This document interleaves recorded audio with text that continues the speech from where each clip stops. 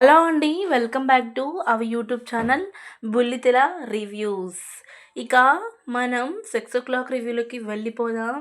Super twist. మనోహరి అమర్ని పెళ్లి చేసుకోవాలని పెద్ద ప్లాన్ చేసింది. కానీ మన అమర్ తిప్పి కొట్టాడు. అసలు ఏం జరిగిందో కథలోకి వెళ్ళి తెలుసుకుందాం. ఇక ఆరు అంజును తీసుకురావడానికి అమర్ స్కూల్ దగ్గరికి వెళ్తాడు. ఇక బుజ్జమ్మ వాళ్ళ మేడం అని భాగ్యకి కాల్ చేసి చెప్తూ ఉంటాడు. నేను ఇప్పుడు పాపని తీసుకెళ్తూ ఉంటున్నాను అని చెప్పడంతో భాగి కూడా లోపల సంతోషపడి తీసుకువెళ్ళండి సార్ అని చీరను అడ్డు పెట్టుకొని ఇంకా భాగ్య వాయిస్ కాకుండా అలా మాట్లాడుతూ ఉంది. ఇక సరే అని ఇద్దరు పాపల్ని తీసుకొని అమర్ ఇంటికి వెళ్తూ ఉంటాడు. గుమ్మం దగ్గరే మనోహరి చాంబా కూడా ఇవాళకి కావలసినవి అన్నీ ప్లాన్ చేస్తూ ఉంటారు. అంటే ఇవాళ హోమం జరిపించాలి కదా, అందుకోసమని పిల్లల్ని తీసుకువచ్చి అక్కడ దిగబెట్టుకొని ఇక మనోహరి ఇలా అంటుంది, ఏంటి అమ్మ బుజ్జమ్మని తీసుకుని వచ్చా, ఏమైంది అని అనడంతో మీరు పైకి వెళ్ళండి పిల్లలు అని అంటాడు. ఇక అంతటితో పిల్లలు పైకి వెళ్ళబోతుండగా ఈ రోజు జరిగే హోమాన్ని ఎవ్వరూ ఆపలేరు అని లోపల ఫీల్ అవుతూ ఉంటుంది మనోహరి. ఇక అప్పుడు ఆరు పాప ఇలా అంటుంది, ఆంటీ మీరు అనుకున్నది జరగదు ఆంటీ అనడంతో, ఏంటి నేను లోపల అనుకున్న విషయం కూడా దీనికి ఎలా తెలిసింది అని అనుకుంటూ ఉంటుంది. ఇక అప్పుడు అమర్కి ఇలా చెప్తుంది, మనం త్వరగా ఇక్కడి నుంచి బయలుదేరాలి అమర్ అని చెప్పడంతో ఇక పిల్లలందరినీ ఒక్క దగ్గరికి పిలిచి, మనం ఇప్పుడు ఆంటీ మీకోసం మృత్యుంజయ హోమం చేస్తుంది, ఆంటీకి మనం తోడుగా వెళ్ళాలి, మనం వెళదాం అనే లోపు ఇక అమ్ము కూడా ఇలా అంటుంది, ఇక బుజ్జమ్మ మీద కూడా రాబందు దాడి చేసింది కదా డాడ్, ఇక బుజ్జమ్మను కూడా తీసుకువెళ్దాం అని అనడంతో మనోహరి ఇలా లోపల అనుకుంటుంది, ఇది ఎందుకు ఎమ్మటి అని ఫీల్ అవుతూ ఉంటుంది. సరే అని ఆలోచిస్తూ అమర్ ఒక్కసారి రాజుగారికి కాల్ చేసి మాట్లాడాలి అని లోపల తనకు తానే అనుకుంటూ ఉంటాడు. ఇక పిల్లలంతా రెడీ అవ్వమని చెప్పి రాజుగారికి కూడా కాల్ చేసి చెప్తూ ఉంటాడు, ఇలా మృత్యుంజయ హోమం జరుగుతుంది, నేను పాపని కూడా తీసుకెళ్తున్నాను అని చెప్పడంతో ఇక రాజుగారు కూడా సంతోషపడుతూ ఉంటారు. సార్ మంచి విషయం చేస్తా అన్నప్పుడు నేను ఎందుకు వద్దంటాను అని అంటూ ఉంటాడు. ఇక అందరూ కలిసి గుడికి వెళ్తూ ఉంటారు.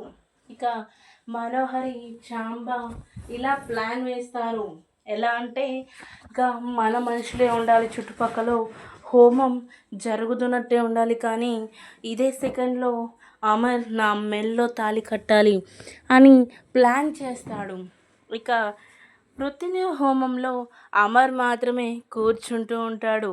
ఇక చుట్టూ ఉన్న నలుగురు మనుషులు మనోహరి మనుషులు కావడంతో, ఏంటమ్మా భర్త పక్కన భార్య కూర్చోకుండా భర్త ఒక్కడే హోమం చేయడం అంత మంచిది కాదు అని చెప్పడంతో అమర్ సడన్గా చూస్తాడు. ఇక మనోహరి ఇలా ఫీల్ అవుతుంది, బాగా చెప్పారు, ఇప్పుడు ఏం చేస్తాడో నేను చూస్తాను, తాళి కట్టకుండా ఎలా ఇక్కడి నుంచి వెళ్తాడో మా అమర్ నేను చూస్తాను అని ఫీల్ అవుతూ ఉంటుంది మనోహరి. లేదండి, లేదు, నేను పిల్లల తల్లిని కాదు, తన తల్లి ఫ్రెండ్ని, నా బెస్ట్ ఫ్రెండ్ పిల్లలు వీళ్ళు అని నంగనాచిలా దొంగ మాటలు చెప్తూ ఉంటుంది మనోహరి. అయ్యో సారీ తల్లి, మేము అనుకోకుండా తల్లివనుకున్నాం, అయినా ఒక్కడు కూర్చొని హోంవర్క్ చేయడం అంత మంచిది కాదు, తల్లి లేదంటున్నారు, ఎన్నడో వెళ్ళిపోయిందంటున్నారు, మీరు చేయండి అనడంతో వద్దు అని అమర్ ఒక సూటిగా చెప్పి ఇక తను ఒక్కడే కూర్చొని హోమం చేస్తాడు. ఇక హోమం జరుగుతుంది. మనోహరి మాత్రం చివాట్లు పెట్టినట్టు ముఖానికి తన ముఖమంతా మార్చుకొని ఎంత ప్లాన్ చేసినా ఇక నా ప్లాన్ సక్సెస్ కాలేకపోయింది. ఏం చేయాలి అని ఆలోచిస్తూ ఉంటుంది. ఇక వెంటనే ఇక ఈ ప్లాన్ కాకపోతే మరొక ప్లాన్ ఉంటుంది. కానీ ఇప్పుడు భాగ్య ఉందని తెలిస్తే అస్సలే అమర్ నా మెల్లో తాళి కట్టడు. తర్వాత చూద్దాం అనేసి వెళ్తూ ఉండగా మనోహరి ఒక్క నిమిషం అని అంటూ ఉంటాడు. ఏమైంది అమర్ అని మనోహరి అనగా, నీకు ఒక సంబంధం చూశాను అని అనడంతో ఒక్కసారిగా మనోహరి కళ్ళు బెత్తరపోతాయి. నాకు సంబంధమా? ఎందుకు అమర్ ఇప్పుడు ఇవన్నీ అని అంటూ ఉంది మనోహరి. వద్దు మనోహరి, నిన్న పంతులు గారు మాట్లాడిన దాంట్లో చాలా నిజముంది. నువ్వు నా పిల్లల కోసం 5 ఏళ్ళుగా పెళ్లి చేసుకోకుండా జీవితాన్ని నా పిల్లలకి బహుమతిగా ఇచ్చావు. దాని కృతజ్ఞతతోనే నువ్వు నా ఇంటి ఆడపిల్లవి అనడంతో మనోహరి కళ్ళల్లో ఇక కన్నీళ్ళు తప్ప మరొకటి కనిపించవు. అయ్యో అమరేంటి ఇలా మాట్లాడుతున్నారు, నా ప్లాన్ అంతా రివర్స్ అయిపోయింది అని ఇక బాధపడుతూ ఉంటుంది. నీ పెళ్లి చేయడం నా బాధ్యత. నేను ఇప్పుడు ఒకరికి కాల్ చేశాను. తను మా ఆర్మీ పర్సన్. తను నా జూనియర్. చాలా ఇయర్స్ నుంచి కుటుంబ పరిస్థితుల వల్ల పెళ్లి చేసుకోలేకపోయాడు. కానీ ఇప్పుడు నీకు ఈడు జోడు చాలా మంచివాడు. నా మాట విను మనోహరి, నువ్వు పెళ్లి చేసుకో. ఇలా నా పిల్లల కోసం ఉండడం ఇక నాకు నచ్చడం లేదు అనడంతో ఇక మనోహరి మాత్రం నోట్లో ఇక బెల్లం గడ్డ పెట్టుకునే దానిలా అస్సలు కదలదు. అంతలో ఇక తన జూనియర్ ఆర్మీ పర్సన్ వచ్చి మాట్లాడుతూ తన ఇంట్రడక్షన్ చెప్పడంతో ఇక నేను పిల్లల్ని తీసుకొని కార్ దగ్గర వెయిట్ చేస్తాను, నువ్వు తనతో మాట్లాడిరా. నీ అభిప్రాయం ఓకే అయితే నేను కూడా తన ఫ్యామిలీతో మాట్లాడతాను అని అనడంతో మనోహరి తన రాక్షస రూపాన్ని కళ్ళల్లో చూపిస్తూ నేను నా పేరు అని చెప్పబోతుండగా, వద్దు అవసరం లేదు, నేను పెళ్లి చేసుకునే ఉద్దేశంలోనే నేను. నువ్వు నీ టైం వేస్ట్ చేసుకోకుండా ఇక్కడి నుంచి వెళ్ళడం మంచిది అనడంతో వచ్చిన పర్సన్ ఇది పెద్ద గయ్యాల్ది ఉన్నట్టుంది, రాక్షసిలా మాట్లాడుతుంది, ఆమె బాబోయ్ నాకెందుకు వచ్చిన గోల అని అక్కడి నుంచి తప్పించుకొని వెళ్తూ ఉంటాడు. ఇక తరువాత వాళ్ళు ఇంటి దగ్గరికి వెళ్తూ ఉండగా బుజ్జమ్మ, మిస్సమ్మ, ఆరు, విమ్ము అంతా కలిసి భోజనం చేయడానికి వెళ్తూ ఉంటారు.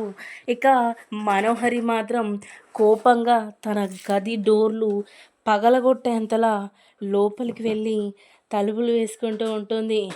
ఏంటి మనోహరి, ఏంటి అని చాంబ అనగా, ఏంటి చాంబ, నేను ఏ ప్లాన్ చేసినా రివర్స్ అయిపోతుంది. నేను ఏం చేద్దాం అనుకున్నా సక్సెస్ అవ్వడం లేదు. ఏం చేయాలి అని అక్కడ ఉన్న బొకెని తీసి కింద విసిరేస్తుంది. మనోహరి, అంత ఆవేశం పనికిరాదు. ఇక ఒక్క ప్లాన్ ఫెయిల్ అయిందని మొత్తం నీకు దూరం అవుతాడు అనుకోవడం నీ పిచ్చితనం. ఒకవేళ ఇప్పుడు అమరన్న మాటలే నిజమయ్యాయనుకో, నువ్వు మాత్రం ఇక్కడి నుంచి వెళ్ళక తప్పదు మనోహరి అనడంతో నా ప్రాణం నా ప్రాణం పోయినా సరే అమర్ని మాత్రం విడిచిపెట్టను.